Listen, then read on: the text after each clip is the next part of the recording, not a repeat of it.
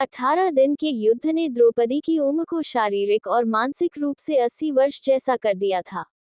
शहर में चारों तरफ विधवाओं का बाहुल्य था।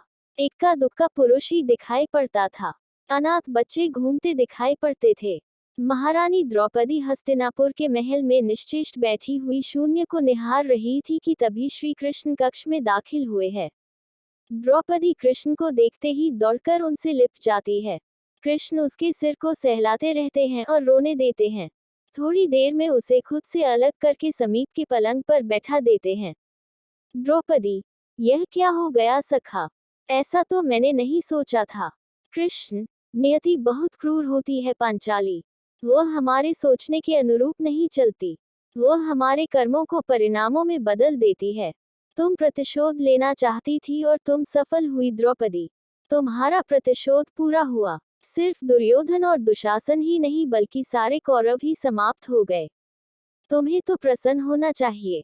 द्रौपदी, सखा, तुम मेरे घावों को सहलाने आए हो या उन पर नमक छिड़कने के लिए आए हो?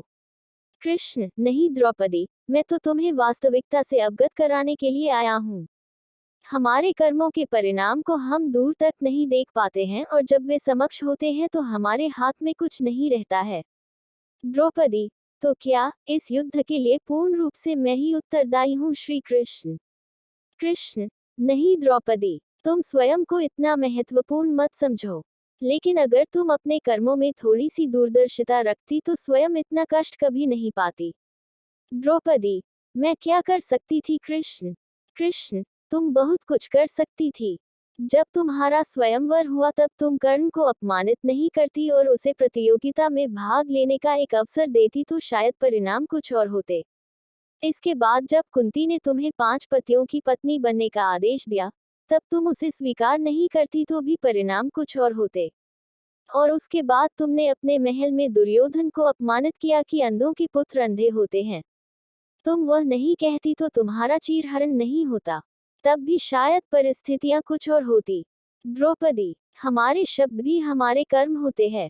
हमें अपने हर शब्द को बोलने से पहले तोलना चाहिए, अन्यथा उसके दुष्परिणाम स्वयं को ही नहीं बल्कि अपने पूरे परिवेश को दुखी करते रहते हैं।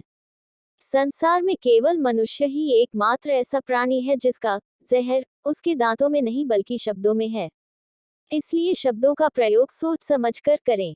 ऐसे शब्द का प्रयोग कीजिए जिससे किसी की भावना को ठेस ना पहुंचे, क्योंकि महाभारत हमारे अंदर ही छिपा हुआ है।